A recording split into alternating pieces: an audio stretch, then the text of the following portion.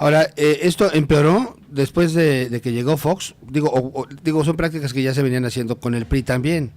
¿No es así? O sea, de que haya millonarios instantáneos, multimillonarios instantáneos en Pemex y en CFE y todo, ¿no? Pero en Pemex particularmente. Sí, incluso hay ya indicadores oficiales que señalan cómo la corrupción en el sexenio de Felipe Calderón, que es el actual que está en la recta final prácticamente de su gobierno, la corrupción en México llegó a niveles más altos. Esto dicho por organizaciones internacionales que miden los niveles de corrupción como Transparencia Internacional. Pero yo creo que de alguna manera ha habido un avance de la sociedad, que es el derecho a la información. Y a diferencia de lo que se podía obtener en otros gobiernos en materia de información, a partir de esas leyes de transparencia que son un derecho ciudadano y un logro ciudadano, se puede tener hoy día pruebas documentales de lo que antes se especulaba o de lo que antes se decía.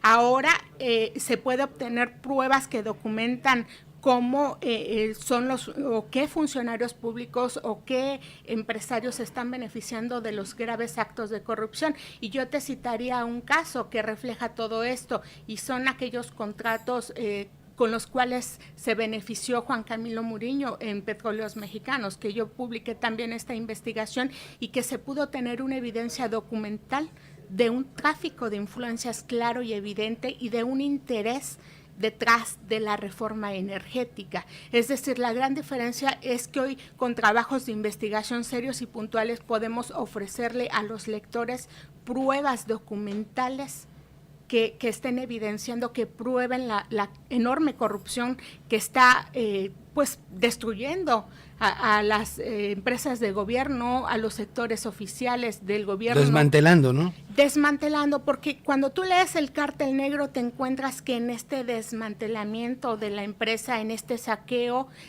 está implicado desde el obrero de campo, de los campos petroleros, hasta los más altos funcionarios, y que lo mismo puede estar defraudando y robando el funcionario que incurre en delitos de cuello blanco que el obrero que está mafiado con los cárteles saqueando la gasolina, y en ambos casos es un desmantelamiento que se ha hecho de la industria petrolera. Para mí es muy importante que el Comité Nacional de Estudios de la Energía, que es una organización muy seria y que ha hecho un gran trabajo a nivel incluso internacional, me hayan invitado a presentar este libro, porque son gente que no solo está vinculada al sector petrolero, que ha trabajado durante muchos años en el sector y que han visto también cómo se ha deteriorado a la empresa Petróleos Mexicanos, que yo definiría que está hoy en un grado prácticamente de criminalidad. ¿Cómo es posible? No hay que olvidar que es una empresa petrolera, que es la empresa número 11 a nivel mundial, y cómo es posible que yo te esté hablando de derechos de piso, de levantones, de fraudes, de prácticas amañadas. De homicidios, me imagino también. De homicidios, y esto es inaceptable para cualquier compañía. No hay que olvidar que Petróleos Mexicanos es la empresa que sostén aún de la economía de este país. Claro. Y estamos hablando de una empresa que está en un ámbito de lo criminal. De manera que es muy importante que ahora que comienzan un nuevo proceso electoral, que están prácticamente por arrancar las campañas, los candidatos a la presidencia, los candidatos al gobierno, las entidades sobre todo petroleras, se muestran comprometidos para ver qué es lo que van a hacer por Petróleos Mexicanos. No pueden ya ocultar la realidad de lo que está viviendo Pemex. Ahora es momento de que propongan de manera seria, más allá de cualquier tinte partidista, lo que piensan hacer con la principal empresa de este país, Juan. Claro, con esta información, pues otro periodista hubiera a lo mejor hecho, no se hubiera arriesgado tanto, a lo mejor le hubiera puesto precio a la información, probablemente, a lo mejor. ¿Por qué? ¿Cuánto tiempo te llevó esta investigación? ¿Qué trabas has encontrado? No sé si has corrido peligro, amenazas. ¿No tienes miedo? Bueno, yo creo que no hay periodista que en este país no tenga miedo por ejercer el ejercicio profesional, como yo no creo que haya un ciudadano que no sienta miedo de vivir en este país, Juan. Estamos viviendo en un México violento, en un México donde cualquiera podemos ser objeto de cualquier tipo de ataque. Yo afortunadamente tengo hoy la protección de organismos internacionales de defensa de libertad de expresión y de protección a periodistas, organismos de Nueva York, de Londres, que me han acompañado en una larga batalla que he librado para tener este tipo de documentos. Por supuesto que es el riesgo que se corre en la prensa y sobre todo en el periodismo de investigación, pero es el trabajo que tenemos que hacer los periodistas hoy día, que es un momento de definiciones también, no solo para la prensa, sino para todo el país.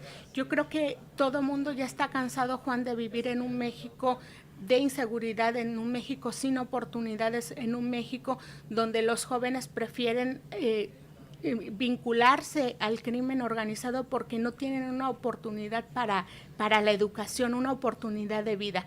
Y es momento en que se exija a los funcionarios el que tomen cartas en el asunto y el que se les exija la rendición de cuentas, porque nos hablan de la criminalidad como si fuera un asunto de empistolados, y no es así, Juan. El crimen organizado está dentro de las instituciones, los funcionarios están beneficiando de ello y es un momento en que la prensa exhiba todas estas actuaciones.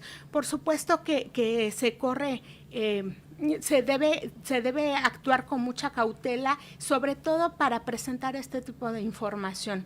Todo lo que yo te he comentado hoy, que es muy grave, está perfectamente documentado en el libro y creo que es el principal reto para los periodistas, el hacer un periodismo de investigación serio, donde no sea el dicho de una reportera, sino que se pruebe documentalmente.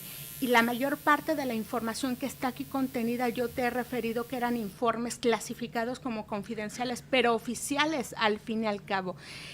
Para obtener este tipo de información, por supuesto que son muchas trabas. Es un libro que a mí me llevaría unos 5 años de investigación. He comentado que no solamente se circunscribe al estado de Tabasco, sino habla de las regiones petroleras en el norte del país, de la cuenca de Burgos, de las regiones marinas. Yo misma me he trasladado a todas esas áreas, sé de lo que estoy hablando. Trae un sinfín de entrevistas, de pruebas documentales que al final construyen un documento que está reflejando el Pemex de hoy, la historia del Pemex actual, y que así debe leerse y que el ciudadano va a tener en sus manos información absolutamente veraz de la principal empresa de este país. Sí, déjame una pausa. Le queríamos preguntar a Ana Lilia sobre estas empresas fantasmas o fachada que contrata Petróleos Mexicanos, que hacen estos negocios. ¿Cómo los encuentras? O sea, ¿dónde tienen su razón social?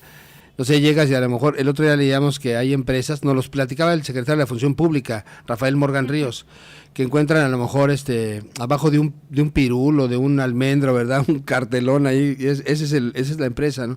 No sé, ¿qué has encontrado?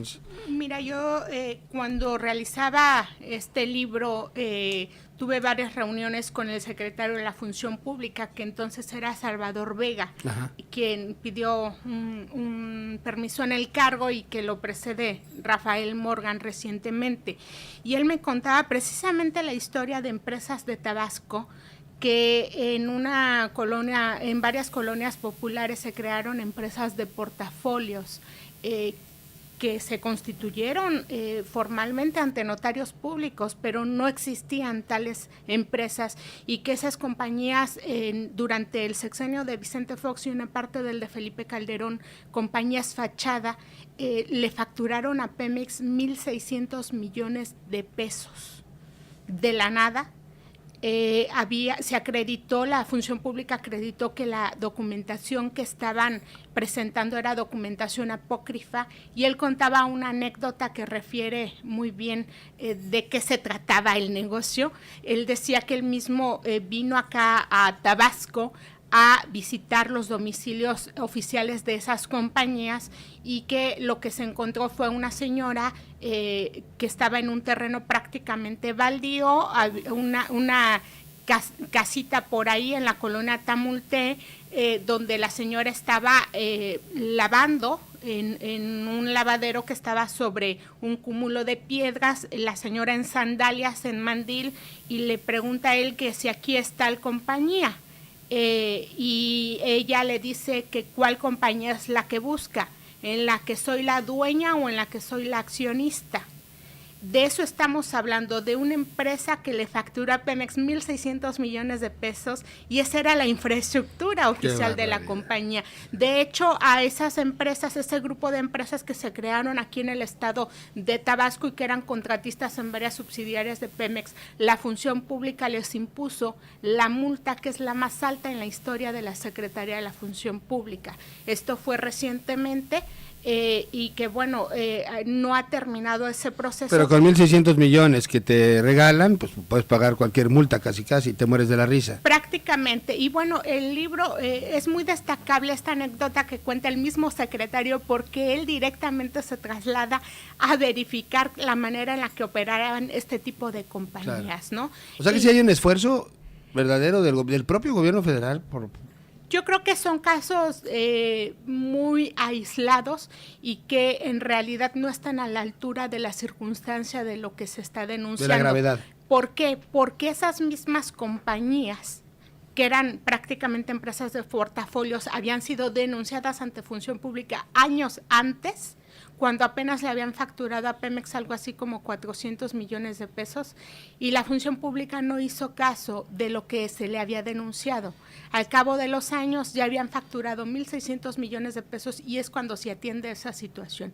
Es decir, se ha dejado mucho y ese es precisamente lo que le reclamaban hace unas semanas en la Cámara de Diputados los legisladores al secretario Morgan Ríos, de cómo la Función Pública ha sido de alguna manera comparsa de todos estos actos. Y en efecto, hay muchos expedientes que se habían integrado en Petróleos Mexicanos que hablaban de altos funcionarios, de contratistas vinculados al robo de hidrocarburos y que esos expedientes, aunque estaban perfectamente integrados, se mantenían bajo llave prácticamente, y esto tenía una razón que se explica muy bien en el libro. Muchos de esos funcionarios estaban vinculados a las dirigencias sindicales, al sindicato petrolero. Claro. De manera que había una protección tácita, había una especie de negociación para que fueran pues intocables esos funcionarios sindicales, de manera que se había mantenido en reserva los expedientes, pero bueno, ahora salen a la luz y están